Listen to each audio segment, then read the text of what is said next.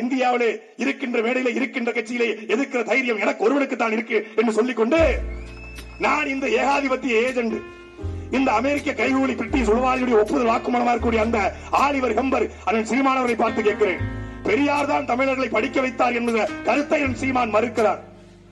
பெரியார் தான் தமிழர்களை படிக்க வைத்தார், திராவிடம் தான் தமிழரை படிக்க வைத்திருக்கிற ஆதாரத்தை நான் எடுத்துட்டு வந்திருக்கிறேன். All cameras zoom. பெரியார் தான் தமிழர்களை படிக்க வைத்தார். அண்ணன் சீமான் அவர்களே, நீங்கள் பெரியார் குறித்து தவறான தகவலை பரப்பிக் கொண்டிருக்கீங்க. நீங்கள் ஒரு பெரியார் எதிர்ப்பாளர், நீங்க ஒரு திராவிட எதிர்ப்பாளர், நீங்க ஒரு ஆரிய RSS கைகூலி என்பதற்கான ஆதாரம் என் கையில் இருக்கிறது. பெரியார் மட்டும் இல்லை என்றால் 1835 சென்னையிலே தொடங்கப்பட்ட மெட்ராஸ் மெடிக்கல் காலேஜ் நமக்கு கிடைச்சிருக்குமா? 1879 பிறந்த பெரியாரு டைம் டிராவல் பண்ணி போய் அது பின்னாடி ரிவர்ஸ்ல போய் 1835 மெட்ராஸ் மெடிக்கல் காலேஜை திறந்து வைத்தார் வரலாறு உங்களுக்கு தெரியுமா? மரியாதைக்குரிய அண்ணன் சீமான் அவர்களே, 1879 பிறந்த மரியாதைக்குரிய ஈரோட்டு பகலவன், பகுத்தறிவு பகலவன் தந்தை பெரியார் அவர்கள் 1842 போய் ரிவர்ஸ் கீர்ல போய் அப்படியே 1842 பச்சையப்பா கல்லூரியை சென்னையிலே திறந்து வைத்தார்கள். அந்த அருமையான வரலாறு உங்களுக்கு தெரியுமா? நான் நேருக்கு நேரா நெத்திக்கு நெத்தா கேட்கிறேன். 1829 ஆண்டு பிறந்த ஈரோட்டு பகலவன், அந்த பகுத்தறிவு சுடர், அந்த சுயமரியாதை தன்மான பேரொழி, தமிழர்களை படிக்க வைக்க தன்னுடைய தள்ளாத வயதிலே 30,000 ரூபாய்க்கு ஆபரேஷன் பண்ண மக்கள் இல்லாம மூத்த செட்டியோட தீர்ந்த அந்த ஈரோட்டு பகலவன் பெரியார் அவர்கள் அவ்வளவு சிக்கனமா இருந்தார்னு சொல்ல வர்றேன். அவர் 1868 கோயம்புத்தூர் அந்த வேளாண்மை கல்லூரியை திறந்தார் என்கிற வரலாறு மரியாதைக்குரிய அண்ணன் சீமான் அவர்களே உங்களுக்கு தெரியுமா? அதே போல 1879 ஆண்டு ஈரோட்டிலே வெங்கடருக்கு பிறந்த ஐயா ராமசாமி அவர்கள், ஈவேரா அவர்கள், பெரியார் அவர்கள் 1844 திருச்சியிலே திறக்கப்பட்ட ஜோசப் கல்லூரியை திறந்து வைத்தார், தமிழர்களை படிக்க வைத்தார் என்கிற அந்த அருமையான வரலாறு உங்களுக்கு தெரியுமா? அதே போல 1880 பாளையாங்கோட்டிலே திறக்கப்பட்ட தூய சவேரியர் என்ற சென் சேவியர் பள்ளிக்கூடத்தை திறந்து வைத்து பாளையாங்க விடுகிற நாடாரையும் தேவரையும் கோடாரையும் செட்டியும் முதலையும் பிள்ளமாரையும் படிக்க வைத்தார் எங்க ஐயா பெரியார். அப்படிங்கிறது உங்களுக்கு தெரியாம போனதுடைய காரணம் என்ன? அடாமீதிக்கு ஏகாதிபத்தியம். ரஷ்ய உளவாளியே ஆலிவர் ஹெம்பரே 1879 ஆண்டு பிறந்த கை குழந்தையாக இருந்த பெரியார் அதே ஆண்டிலே, அதே 1879 திறக்கப்பட்ட திருநெல்வேலி இந்து காலேரி MTT என்று அழைக்கப்படுகிற இந்து கல்லூரியை கை குழந்தையா இருக்கும் போதே என்று கூவும் பொழுது திறந்து வைத்தார் என்கிற அந்த வரலாறு நீங்கள் ஏன் மறக்கிறீர்கள்? திட்டமிட்டு மறக்கிறீங்க. அதே போல 1912 திருநெல்வேலியில் திறக்கப்பட்ட இக்னேசியஸ் கான்வென்ட்டை திறக்க வைத்து பாளையாங்கோட்டில் முதல் பெண்கள் மேல்நிலைப் பள்ளியை திறந்து பெண்களையும் படிக்க வைத்தவர் எங்கள் பெரியார் என்பதை மறக்கலாமா? இதை தமிழ்நாடு மன்னிக்குமா? திராவிடம் இதை பொறுக்குமா, அடுக்குமா? அதே போல ஆண்களுக்கு மட்டுமா? எத்தனை புலவர்களை உருவாக்கியவர் பெரியார், எத்தனை பெண்பார் புலவர்களை உருவாக்கியவர் பெரியார். எனக்குரிய மக்களே, 1879 பிறந்த பெரியார் எத்தனை பெண்பார் புலவர்களை உருவாக்கினார் பாருங்க.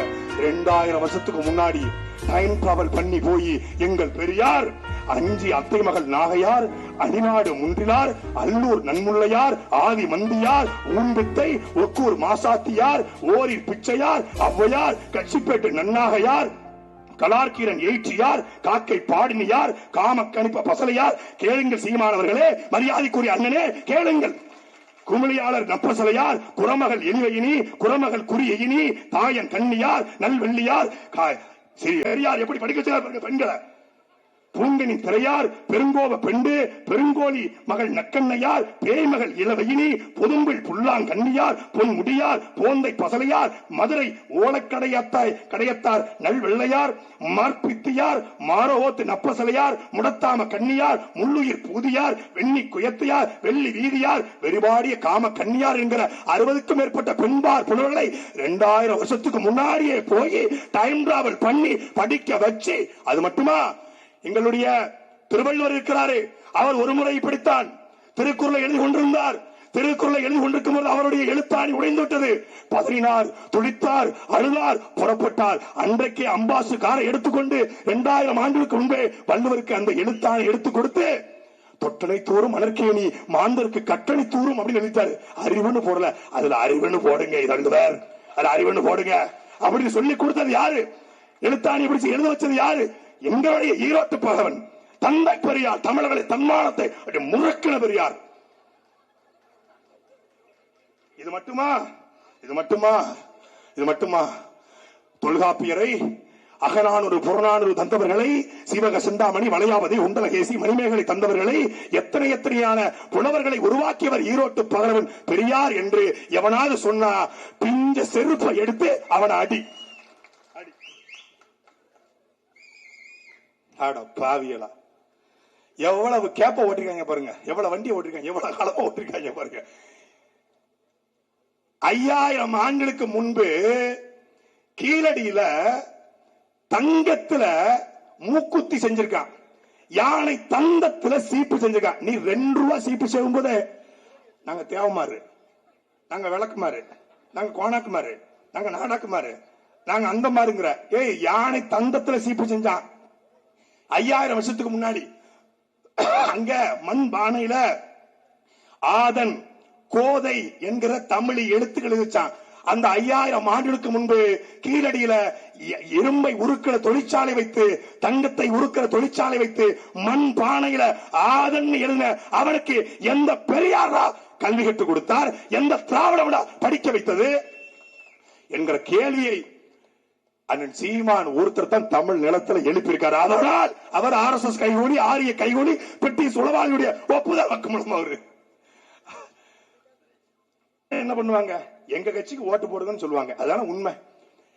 எந்த நிலைமைக்கு கொண்டு விட்டுறாரு பாருங்க. ஐயா, 1967 ஆட்சிக்கு வந்த கட்சி, தமிழ்நாட்டை 6 முறை ஆண்ட கட்சி, இது நவீன model, Dravida model, father of the Tamil Nadu இருக்கிற கட்சி.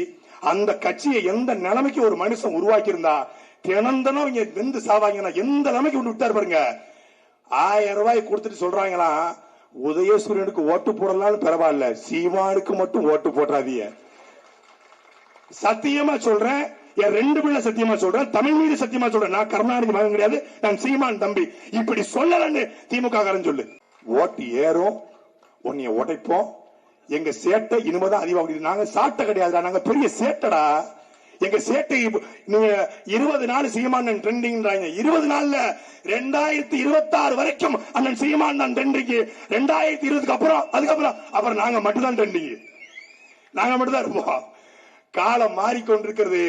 எந்த அண்ணன் சீமானுடைய பேட்டிய காணொலிய ஊடகத்துல போட மாட்டேன்னு சொன்னாங்களோ, பிரபாகரன் படம் இருந்தா மானிடைசேஷன் கட் ஆயிரும், பிரபாகரன் படம் இருந்தா ரெவென்யூ வராது, பிரபாகரன் படம் இருந்தா ஸ்ட்ரைக் காப்பிரைட் ஆயிரும் சொன்ன ஊடகங்கள் 20 நாட்களாக பிரபாகரன் தலைவர் பிரபாகரன் படத்தை மட்டுமே காட்டிக் கொண்டிருக்கிற ஒரு நிலையை தமிழ்நாட்டு அரசியல் உருவாக்கியவன் எங்களுடைய அண்ணன் சீமானவர்கள். ஒட்டுமொத்த ஈழ தமிழர்களும் கொதிச்சு எழுந்துட்டாங்க. உண்மையிலே சொல்றீங்களா, சீமானனுக்கு உலக தமிழர்கள் ஆதரவு இருக்கா இல்லையா, ஈழத்தமிழர்கள் மீது பற்று வச்சிருக்காங்களா இல்லையா அப்படிங்கறத டெஸ்ட் பண்றதுக்காக அண்ணன் சீமானுடைய பிடிமா இருக்கக்கூடிய திமுக சீமானனுக்கு மறைமுகமா வேலை பார்த்திருக்கு.